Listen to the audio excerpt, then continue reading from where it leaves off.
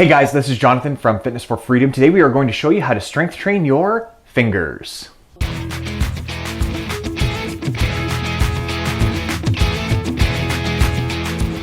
Having strong fingers is really important. As you get older, your fingers and hands are naturally going to get weaker. So you want to do things to prevent that. And if you're predisposed or prone to having something like arthritis or osteoarthritis, then having strong fingers can sort of help alleviate that pain. Now, this is really important if you're someone who likes to open jars so that you can eat food, or someone who likes to do activities like knitting, crocheting, or maybe you like to use tools a lot, then having strong fingers can be really beneficial to still be able to do those activities.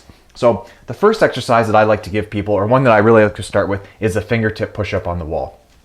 So what's great about the fingertip push-up on the wall is that pretty much everyone already knows how to do a push-up or what it is. You just move it to the wall, okay?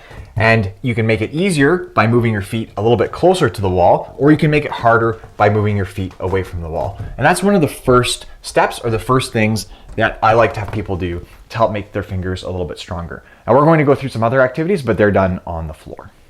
So once a push-up gets a little bit too easy on the wall, or you'd like to try some different exercises for a little bit of variety, then you can move down to the floor. So a good starting exercise when you're on the floor is quadrupeds. So let's say if you're doing a quadruped already, what you can do is instead of having your hands flat like this on the floor, you can just move up to your fingers like this, okay? So then all the exact same principles to the exercise apply, you're just doing it from your fingers. And you'll notice that that's a little bit harder than doing a push-up on the wall, because you're holding more of your body weight, but it won't be too challenging that you can't necessarily do it. So anytime you're in this position, you can just go onto your fingers instead. Now, once that gets a little bit easier, or you're ready for something a little bit harder, then you can switch to start doing things like hand planks and then possibly even push-ups, okay, on your fingertips.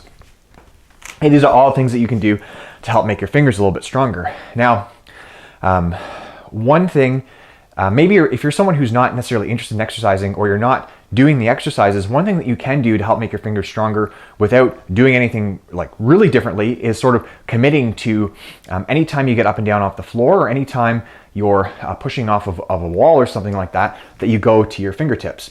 So when I was first starting personal training people, what would happen is I would get up and down on the floor several times during 6 to 10 sessions a day, just like this, putting my wrist in this sort of position. I was getting a lot of wrist pain from getting up and down, so I switched to using my fingers to get up and down all the time, and that has helped me strength training my fingers tremendously. And so without actually adding or changing anything about my exercises, I just started doing that, and that's made my fingers a lot stronger. So you can also do that in all the daily activities that you're already doing.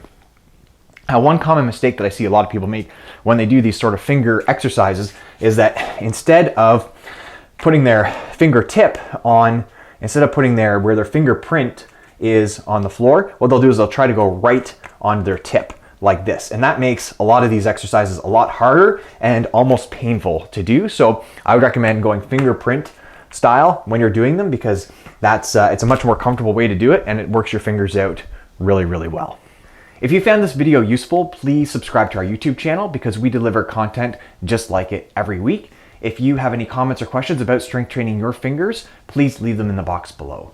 Take care, and we'll talk to you next time.